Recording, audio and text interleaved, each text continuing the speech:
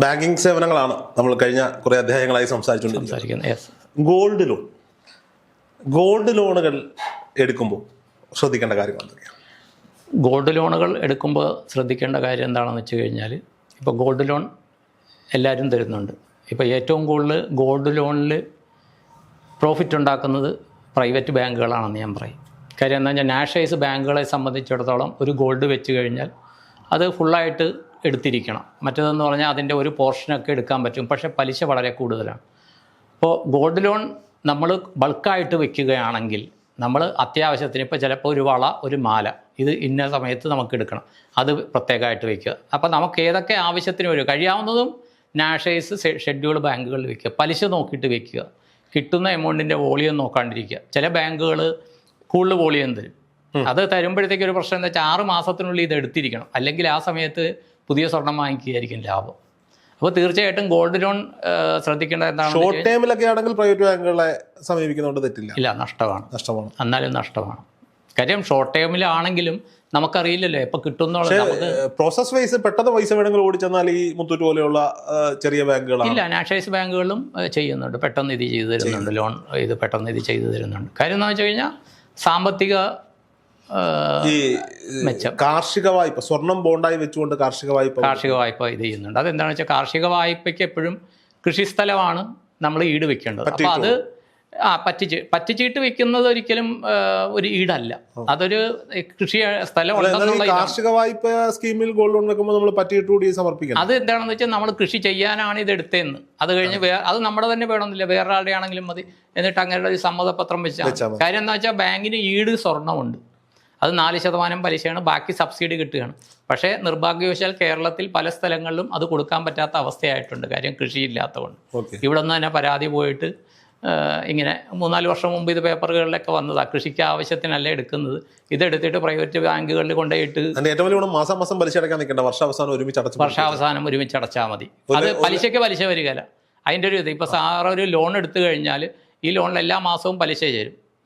അതേസമയം housing loan, വീട് പണി നടക്കുകയാണ്, അവസാനമേ പലിശ വരുള്ളൂ. പലിശ കാൽക്കുലേറ്റ് ചെയ്യുക. അതുപോലെ എഡ്യൂക്കേഷൻ ലോണിന് പലിശ അവസാനമാണ് ചേർക്കുന്നത് മുതലിൻ്റെ കൂടെ.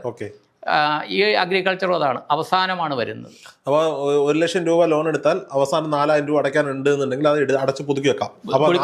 ഈ 4000 രൂപ പക്ഷേ നമ്മൾ സബ്സിഡി കിട്ടാനായിട്ട് എലിജിബിലിറ്റി ഉണ്ടെന്ന് ഉറപ്പുവരുത്തുക. അത് നമ്മുടെ ഉത്തരവാദിത്തമാണ്. ബാങ്കിന് ഇതൊന്നും പറയാമോ? കാര്യം നമ്മൾ കൊടുത്ത രേഖകൾ അനുസരിച്ച് അതിൻ്റെ ബന്ധപ്പെട്ട കാര്യം സ്റ്റാറ്റ്യൂട്ടറി ഓഡിറ്റിൽ ഇത് ചെയ്യണം, അവർ സർട്ടിഫൈ ചെയ്യണം. വർഷാവസാനം കൃത്യം ഡേറ്റിൽ ഇത് പുതുക്കി വെച്ചില്ലെങ്കിൽ നോർമൽ ലോണിലേക്ക് മാറും. നോർമൽ ലോണിലേക്ക് മാറും. അതൊരു ശ്രദ്ധിക്കേണ്ടതാണ്. കാര്യം എല്ലാ ലോണും അതാണ്, കൃത്യസമയത്ത് ഇത് ചെയ്തില്ലെങ്കിൽ അതിൽ പലിശയിൽ വ്യത്യാസം വരും. സബ്സിഡി ലഭിക്കില്ല. ചില സമയത്ത് സബ്സിഡി ലഭിക്കില്ല. പക്ഷേ മിക്ക ബാങ്കുകാരും എന്ത് ചെയ്യുന്നു വെച്ചാൽ വിളിച്ച് പറയും. പ്രത്യേകിച്ച് അപ്രൈസേഴ്സ് ഉള്ളതുകൊണ്ട് അവർ തന്നെ ലിസ്റ്റാക്കിയിട്ട് അവർ വിളിച്ച് പറയുന്നുണ്ട്. എല്ലാ കാര്യം നാട്ടുകാരായിരിക്കുമല്ലോ വെക്കുന്നത്. പക്ഷേ സബ്സിഡി കിട്ടുന്നുണ്ടോ എന്തുണ്ടോ ഉള്ളത് നേരത്തെ അറിയണം. പിന്നെ ഈ സബ്സിഡി കൊടുക്കണോ വേണ്ടേ എന്നുള്ളത് ബാങ്കിൻ്റെ ഇതല്ല, തീരുമാനമല്ല. അത് ഗവൺമെൻറ് സ്കീം അനുസരിച്ചിരിക്കും. അതാണ് ശ്രദ്ധിക്കേണ്ട ഒരു കാര്യം. ഈ ചില ആളുകൾക്കൊരു വിചാരമുണ്ട്, ഞാൻ ഈ മുത്തൂറ്റിൽ ഗോൾഡ് വെച്ചു, അല്ലെങ്കിൽ മണപ്പുറത്ത് വെച്ചു, അങ്ങനെയുള്ള സ്ഥാപനങ്ങളുണ്ടല്ലോ, ഇവിടെ വെച്ച് കഴിഞ്ഞാൽ ഇത് എടുത്തില്ലെങ്കിലും പലിശ കൃത്യമായിട്ട് അടച്ചില്ലെങ്കിലും എൻ്റെ സിബിൽ സ്കോറിനെ ബാധിക്കില്ല. ബാധിക്കും. അപ്പം അതെങ്ങനെയാണ് വർക്കൗട്ട് ആവുന്നത്? അത് സ്വകാര്യ സ്ഥാപനങ്ങളല്ലേ, അതെങ്ങനെയാണ് സിബിൽ സ്കോർ? സ്വകാര്യ സ്ഥാപനമാണെങ്കിലും എല്ലാം ഇപ്പോൾ സിബിലിനകത്ത് വന്നിട്ടുണ്ട്. നിസ്സാരം പറയാം, ഒരു പ്രശസ്തമായ ഒരു എഡ്യൂക്കേഷൻ സ്ഥാപനം അവർ പറയുന്നുണ്ടായിരുന്നു, നിങ്ങളുടെ ഹൈസ്കൂൾ തൊട്ടുള്ള കുട്ടികൾക്ക് ഞങ്ങൾ വിദ്യാഭ്യാസ ഭാവി ഇതിന് വേണ്ടിയിട്ട് തരുന്നു. അപ്പോൾ ചിലരൊക്കെ തീർന്നു. ഞാൻ തൃശ്ശൂരുള്ളപ്പോഴാണ് ഒരു വ്യക്തി അവരുടെ 8ാം ക്ലാസ്സിലോ 9ാം ക്ലാസ്സിലോ പഠിക്കുന്ന കുട്ടികളുടെ ആ കോഴ്സ്, അപ്പോൾ 25,000 രൂപ എന്തോ ആണ് ഫീസ്. അത് അവർ ഇൻസ്റ്റാൾമെൻ്റ് ആയിട്ട് കൊടുത്താൽ മതി, ബാങ്ക് അക്കൗണ്ടിൽ നിന്ന് എടുക്കും എന്നാണ് പറഞ്ഞിരിക്കുന്നത്. ആ സ്ഥാപനത്തിൻ്റെ പേര് പറയുന്നില്ല. ലാസ്റ്റ് ഇവർ നമ്മുടെ നല്ല കസ്റ്റമറാണ്. ഇവരുടെ ഇത് നോക്കുമ്പോഴത്തേക്ക് ഒരു സിബിലുണ്ട്, 25,000 ഒരു സിബിൽ ഇത് കാണുന്നു. ഒരു എൻക്വയറി ഇത് എടുത്തതായിട്ട് ഡീറ്റെയിൽസ് ഒന്നും കാണുന്നില്ല. അപ്പോൾ നമ്മൾ അവരോട് ചോദിക്കുന്നു, ചില ഇതിൽ സിബിൽ ഏത് ബാങ്കാണെന്ന് ഹൈഡ് ചെയ്യും. ഇപ്പോൾ ഞങ്ങളുടെ ബാങ്ക് എടുക്കുമ്പോൾ മറ്റേ ഏത് ബാങ്കാണെന്ന് അറിയില്ല, ഹൈഡ് ചെയ്യും. അപ്പോൾ ഇവരോട് ചോദിക്കുന്നത് 25,000 രൂപ പർട്ടിക്കുലർ ഡേയിൽ നിങ്ങൾ എടുത്തിട്ടുണ്ടോ? അവർ പറയുന്നത് ഇല്ല സാറേ, ഞങ്ങൾക്ക് വേറെ ലോൺ എടുക്കേണ്ട ആവശ്യമില്ല എന്നൊക്കെ പറയുന്നു. നോക്കുമ്പോഴത്തേക്ക് എന്താണ്, ഇവർ അന്വേഷിച്ച് ഇവർ തന്നെ ചിന്തിച്ച് വന്നപ്പോൾ 25,000 രൂപ ഈ കുട്ടിക്ക് വേണ്ടിയിട്ട് എഡ്യൂക്കേഷൻ സ്കീമിൽ എടുത്തതാണ്. മനസ്സിലായി? അതും സിബിലിക്ക് ചേർത്ത് അത് അവർ ലോണായിട്ട് കാണിച്ചിരിക്കുകയാണ്. അവർ ശരിക്കും ബാങ്കിങ് സ്ഥാപനമല്ല ഇത്. ഈ നേരത്തെ പറഞ്ഞ ആ ഒരു NBFC എങ്കിലും ആണ്. അവർ ബാങ്കിങ് സ്ഥാപനമല്ല. പേര് പറയുന്നതുകൊണ്ട് തെറ്റില്ല. അത് പേര് പറയുന്നില്ല. അതിപ്പോ ഭയങ്കര പ്രശ്നങ്ങളിൽ നേരിടുകയാണ്. മലയാളി സ്ഥാപിച്ച ഒരു വലിയ എഡ്യൂക്കേഷണൽ സ്ഥാപനമാണ്. ബൈജൂസ് ആവാനാണ് സാധ്യത. ഞാൻ പറയുന്നതുകൊണ്ട് തെറ്റില്ല. കാരണം ഇത് ഇത്തരത്തിലുള്ള പരാതികൾ നേരത്തെ നമ്മൾ കേട്ടിട്ടുണ്ട്. അത് ഒരു ചതിവല്ല. ഒരിക്കലും അത് സത്യമായിട്ട് അത് തീർച്ചയായിട്ടും പറയാം. രണ്ടെന്ന് വെച്ചാൽ ആ എക്സിക്യൂട്ടീവ്സ് ആദ്യം വന്നവരായിരിക്കില്ല പിന്നെ വരുന്നത്. അല്ല, അതൊരു ചതിവാണ്. അപ്പോൾ അവരുടെ പേര് പറയുന്നതുകൊണ്ട് തെറ്റില്ല എന്നുള്ളത് തന്നെയാണ്. ഓക്കെ, എന്തായാലും ഈ നമ്മൾ പണയം വെച്ചത് മുത്തൂറ്റിലാണ് അല്ലെങ്കിൽ പ്രൈവറ്റ് സ്ഥാപനത്തിലാണ് എന്ന് വിചാരിച്ച് കൃത്യമായി അടയ്ക്കാതിരുന്നാൽ അതും സിബിലിൽ വരുന്ന ഒന്ന് തന്നെയാണ്. തീർച്ചയായിട്ടും സിബിലിൽ വരും. നമ്മൾ എന്ത് ഇത് ചെയ്താലും ഇപ്പോൾ നിസ്സാരം SB അക്കൗണ്ടിലെ ഡെബിറ്റ് ബാലൻസ് പറഞ്ഞില്ലേ, അതും സിബിലിൽ വരും. എല്ലാം സിബിലിൽ വരും. ഒരു കാര്യം എന്ന് വെച്ചാൽ സിബിലിൽ വന്നിട്ട് നമ്മൾ കൃത്യമായിട്ട് ചെയ്യുകയാണെങ്കിൽ നമുക്ക് അത്രയും സിബിൽ സ്കോർ കൂടുതലല്ലേ. കറക്റ്റായിട്ട് ട്രാൻസാക്ഷൻ നടത്തുന്ന ആൾക്കാണെങ്കിൽ 800, 850 മുകളിൽ സിബിൽ വരും. 850 മുകളിൽ സിബിലിൽ വന്നവരുടെയൊക്കെ ലിസ്റ്റ് ബാങ്കുകൾക്ക് വരും. കാര്യം സിബിൽ ലിസ്റ്റ് വന്നാൽ ഇവൻ ക്രെഡിറ്റ് വർത്തി എന്നുള്ളതാണ്. ഇവൻ ലോൺ വാങ്ങിച്ചു കഴിഞ്ഞാൽ കൃത്യമായിട്ട് തിരിച്ചടയ്ക്കുന്നുണ്ട്. അപ്പൊ ഇതെല്ലാ ബാങ്കുകളിലേക്കും വരും. ന്യൂ ജനറേഷൻ നാഷണലൈസ് ബാങ്കുകൾ വരും. ഇങ്ങോട്ട് വിളിച്ച് എല്ലാ ബാങ്കും ഈ പറയുന്ന നമ്മൾ പണ്ട് ചെല്ലുമ്പോഴത്തേക്ക് മാനേജർക്ക് സമയമില്ല എന്നൊക്കെ പറഞ്ഞ ബാങ്കുകൾ, നാഷണലൈസ് ബാങ്കുകൾ, അങ്ങനെ തലപ്പത്തുള്ള ബാങ്കുകൾ വരെയും വിളിച്ച് ഈ ലിസ്റ്റ് വെച്ചിട്ട് വിളിച്ച് കർഷകരെ പിടിക്കുന്നുണ്ട്. 850 വരിക എന്നുള്ളത് അത് വലിയ കുഴപ്പമില്ല. അതിൽ പിന്നെ വേറെ എന്താ വെച്ചാൽ നമുക്കിപ്പോൾ ഒരു ഡിഫാൾട്ട് വന്നു, ഒരു ലോൺ കിട്ടുകയില്ല. എന്ത് ചെയ്യണമെന്ന് വെച്ചാൽ ഗോൾഡ് ലോണെങ്കിലും വെച്ചിട്ട് കുറെ പ്രാവശ്യം ഇത് ചെയ്യുക. അങ്ങനെ കുറെ പേരെ അഡ്വൈസ് ചെയ്തിട്ടുണ്ട്. പക്ഷേ ഒരിക്കലും ഒരു ഡിഫാൾട്ടർ ആകാണ്ടിരിക്കുക. ഈ ഓൺലൈൻ ആപ്പുകളിൽ നിന്ന് എടുക്കുന്ന ലോണുകളും ഈ സിബിൽ സ്കോറിൽ വരും. പക്ഷേ എടുക്കാണ്ടിരിക്കുക. എന്താണ് എടുക്കാണ്ടിരിക്കുക എന്ന് പറഞ്ഞാൽ ആര് തരുന്നു എന്താണെന്നൊന്നും അറിയില്ല. ഇപ്പോൾ ചൈനീസ് ആപ്പുകൾ കുറേ ഉണ്ടെന്ന് പറയും. എന്തിന്? നമ്മുടെ മുറ്റത്തോളം നമ്മളെ അക്കൗണ്ടുള്ള ബാങ്ക് മാനേജർക്ക് അവർക്ക് നമ്മളെ സഹായിക്കാൻ പറ്റുമല്ലോ.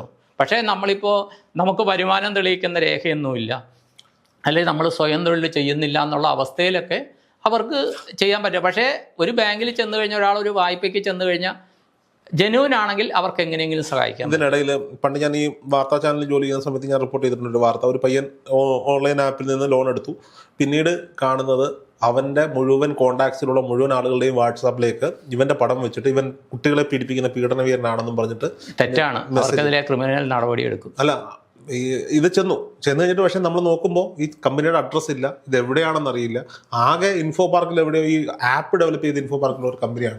അത് പരാതിയായിട്ട് പോയിട്ട് ഒന്നും ആ പയ്യനുണ്ടായ നാണക്കേട് വളരെ വലുതാണ്. പല ചാനലുകാർക്കും ഇപ്പം നമുക്കും വരാറുണ്ട് ചിലരുടെ. കാരണം നമ്മുടെ നമ്പർ അവൻ എപ്പോഴെങ്കിലും സേവ് ചെയ്തിട്ടുണ്ടാവും എന്തെങ്കിലും ആവശ്യത്തിന്. അവൻ ഈ EMI 1 ദിവസമോ 2 ദിവസമോ താമസിച്ചാൽ പോലും പ്രതികാര നടപടി എടുക്കുന്നത് ഇങ്ങനെയാണ്. ഈ അടുത്ത സമയത്ത് ഒരു എറണാകുളത്ത് ഓട്ടോ ഓടിക്കുന്ന ഓട്ടോ ഡ്രൈവർ എന്നെ വിളിച്ചു. എനിക്കറിയാം, ഇവന് വീടൊന്നുമില്ല, അങ്ങനെ കുറച്ച് പ്രശ്നങ്ങൾ. എപ്പോഴും എന്നെ വിളിക്കുന്ന ഒരാളാണ്. എന്തെങ്കിലുമൊക്കെ കുഞ്ഞു കുഞ്ഞു സംഭവങ്ങൾ എന്തായാലും വിളിച്ചു പറയും, ഇവിടെ ഒരു സംഭവം നടന്നിട്ടുണ്ട്. നമ്മൾ പഴയ വാർത്താ ചാനലിൻ്റെ ഇത് വെച്ചിട്ടാണ് വിളിക്കുന്നത്. ഇതിനെ വിളിച്ചിട്ട് പറഞ്ഞു, ചേട്ടാ ഒന്ന് സഹായിക്കണം, ഭയങ്കര പ്രശ്നം. ചേച്ചി എന്താ പറ്റി? അത് ഇപ്പോൾ ഒരു പൈസയ്ക്ക് ആവശ്യത്തിന് വേണ്ടിയിട്ട് ഞങ്ങളൊരു മൊബൈലിൽ കണ്ട ഒരു ആപ്ലിക്കേഷനിൽ അപ്ലൈ ചെയ്തു. ഒരാൾ വിളിച്ചു, ഭാര്യയുടെ ഫോട്ടോയും ഡോക്യുമെൻസും ഒക്കെ കൊടുത്തു. അവസാനം ഇവൻ്റെ രീതികൾ ശരിയല്ല, അതുകൊണ്ട് ഞങ്ങളിത് വേണ്ട എന്ന് പറഞ്ഞു. ഇവൻ വിളിച്ച് പിന്നെ ചൂടായി. പിറ്റേന്ന് കാണുന്നത് ഈ പെൺകുട്ടിയുടെ പടം മോർഫ് ചെയ്തിട്ട് ഇത് എല്ലാവർക്കും അയച്ചിരിക്കുകയാണ്. അതായത് നഗ്ന ഫോട്ടോയിൽ ഈ പെൺകുട്ടിയുടെ മുഖം മോർഫ് ചെയ്ത് അയച്ചേക്കുക. ഒരു അഡ്രസ്സ് അറിയില്ല, എവിടെയാണെന്ന് അറിയില്ല. അങ്ങനെയൊക്കെയുള്ള കുറേ സംഭവങ്ങൾ നമ്മുടെ നാട്ടിൽ നടക്കുന്നുണ്ട്. അപ്പോൾ ചില ആളുകളാണ് നിവർത്തി കെടുമ്പോൾ പോയി ചെയ്യുന്നതാണ്. എന്നാൽ വിശ്വസിക്കാവുന്ന ചില ആപ്ലിക്കേഷനുകളും ഉണ്ട്. പലിശ നിരക്ക് കൂടുതലാണ്, പെട്ടെന്നൊരു പൈസ. അത് ചെയ്യാണ്ടിരിക്കുകയാണ് നല്ലത്. കാര്യം എന്താണെന്ന് വെച്ച് കഴിഞ്ഞാൽ ബാങ്കുകളെ തന്നെ സമീപിക്കുക. നിസ്സാരം ഞാൻ പറഞ്ഞല്ലോ, ഈ നമ്മൾ പ്രധാനമന്ത്രി ജൻധൻ യോജന അല്ലെങ്കിൽ നമ്മുടെ സേവിങ്സ് നമ്മൾ അക്കൗണ്ടിൽ ട്രാൻസാക്ട് ചെയ്യുകയാണെങ്കിൽ 5000 രൂപ വരെയൊക്കെ, ഇപ്പം ഇത് കൂട്ടിയോന്നറിയില്ല. കാര്യം ഓരോ മാസം അനുസരിച്ച് ബാങ്കുകളിൽ സർക്കുലറുകൾ വരും. അവർക്ക് തീർച്ചയായിട്ടും ബാങ്കുകാർക്ക് നിങ്ങളെ സഹായിക്കാൻ പറ്റും. ഓക്കെ, അപ്പോൾ എന്തായാലും ഗോൾഡ് ലോൺ എടുക്കുമ്പോൾ ശ്രദ്ധിക്കേണ്ട കാര്യങ്ങൾ ഇവയാണ്. ഏറ്റവും കുറഞ്ഞ പലിശയിൽ കൃത്യമായി പലിശ അടച്ചു പോകാൻ പറ്റുന്ന രീതിയിലുള്ള കാര്യങ്ങൾ നോക്കിയെടുത്താൽ ഗോൾഡ് ലോൺ ലാഭമാണ്. ഓക്കെ, ഈ KSFE പോലെയുള്ള സ്ഥാപനങ്ങളും ഗോൾഡ് ലോണിനെ വലിയ രീതിയിൽ പ്രൊമോട്ട് ചെയ്യും. അവർ പ്രൊമോട്ട് ചെയ്യുന്നുണ്ട്. കാര്യം എന്ന് വെച്ചാൽ 100% ഷുവറുള്ള ലോണല്ല, അവരുടെ കയ്യിൽ ഇരിക്കുകയാണ് നമ്മുടെ മുതൽ. വസ്തുവാണെങ്കിൽ പോലും ഇറക്കി വിടാനും പാടാണ്. ഇത് അത്രയും പ്രശ്നമൊന്നുമില്ല, പെട്ടെന്ന് ഇത് ചെയ്യാം. അതിൽ വളരെയധികം ശ്രദ്ധിക്കേണ്ടത് ഇപ്പോൾ ഇനി അങ്ങേയമായിട്ടിരിക്കുമ്പോൾ പറയാനുള്ളത്, സാധാരണക്കാർക്ക് എങ്ങനെ നമുക്ക് ബാങ്കുകളിൽ എന്തൊക്കെയുണ്ട്. ഞാനിപ്പോൾ ഓട്ടോറിക്ഷ പോകുമ്പോൾ അല്ലെങ്കിൽ നമ്മൾ ഓൺലൈൻ ടാക്സി വിളിക്കുമ്പോൾ ചിലർ പറയുന്ന പ്രശ്നങ്ങളാണ്. അവർക്ക് സാമ്പത്തിക പ്രശ്നങ്ങൾ, അല്ലെങ്കിൽ അവർക്ക് ഫ്ലീറ്റിൽ ജോയിൻ ചെയ്താലേ ഓട്ടം കിട്ടുകയുള്ളൂ. അപ്പോൾ അതിലൊക്കെ ബാങ്കുകളുടെ ചില ഇത് വെച്ചിട്ട് എങ്ങനെ നമ്മുടെ ജീവിതത്തിൽ അത്ഭുതകരമായ മാറ്റങ്ങൾ വരുത്താം. തീർച്ചയായിട്ടും അബാക്ക് മീഡിയയായിട്ട് അടുത്ത പ്രാവശ്യം ഇരിക്കാം. എല്ലാവർക്കും വളരെ ഇൻട്രസ്റ്റിംഗ് ആയ സബ്ജക്റ്റ് ആയിരിക്കും. ഓക്കെ, എന്തായാലും സംശയങ്ങളോ നിർദ്ദേശങ്ങളോ വിമർശനങ്ങളോ ഉണ്ടെങ്കിൽ കമന്റ് ബോക്സിൽ രേഖപ്പെടുത്തുക. തീർച്ചയായിട്ടും അടുത്ത സെഗ്മെന്റുകളിൽ നമ്മൾ അതിന് ഉത്തരം നൽകാൻ ശ്രമിക്കുന്നതായിരിക്കും. തീർച്ചയായിട്ടും. Thank you.